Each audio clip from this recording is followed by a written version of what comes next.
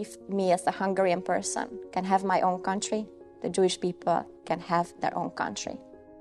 And whoever questions that, I would tell, okay, so give up your country, give up your citizenship, give up your sovereignty as a nation, give up your language, your culture, everything.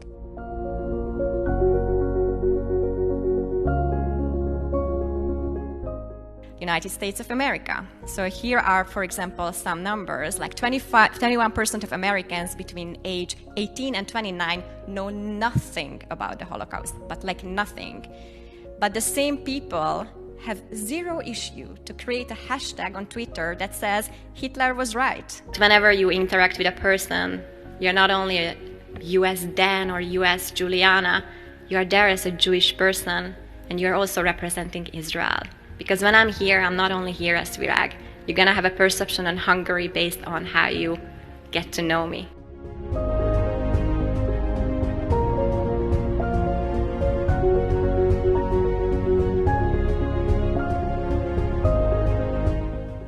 You can criticize Israel, such as any other government. Israel can be criticized and should be for the better, you know, to make it as a friend.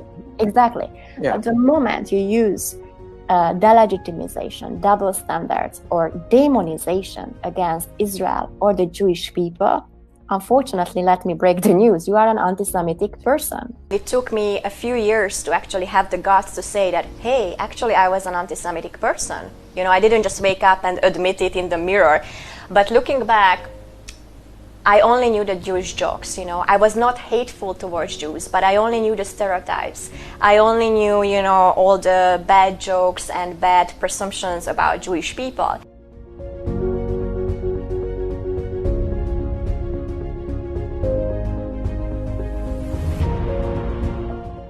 The current atmosphere and climate, when everything that an Israeli person or like a Jewish person or anyone supporting Israel say is scrutinized.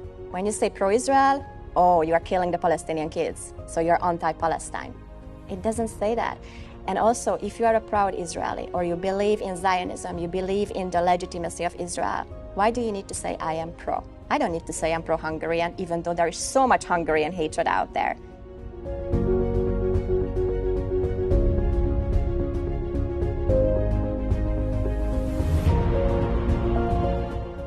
Political matter, it is a human rights matter. This is not about Israel contra Palestinian cause. This is not a partisan issue. This is not even solely a Jewish issue. Whoever tells you otherwise actually is adding to the cycle of Jew hatred. To be clear, why we are here today is a human rights issue.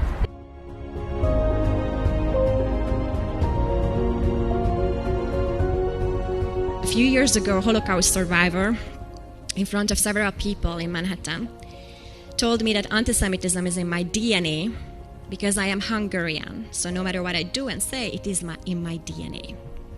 I cried until home because I didn't know how to respond. No answer felt morally right for me at that moment. Today, I would stand firmly in front of him, because today I know that it is not my responsibility what happened 70 years ago. What is my responsibility is that our future cannot repeat the past. But for that, it always takes two to tango. When it comes to Jew hatred or anti-Semitism, it's business as usual. There are no consequences.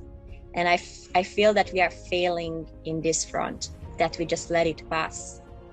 And we normalize anti-Semitism, both online and offline. So that's, I think, the first and foremost biggest issue that we are facing right now.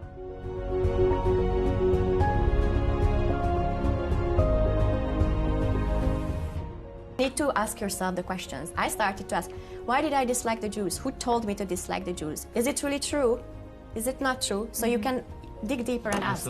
Standing here today as Virág, a non-Jewish Zionist who believes in common sense. But I also stand up here today as someone who believes that we can end Jew hatred in our generation.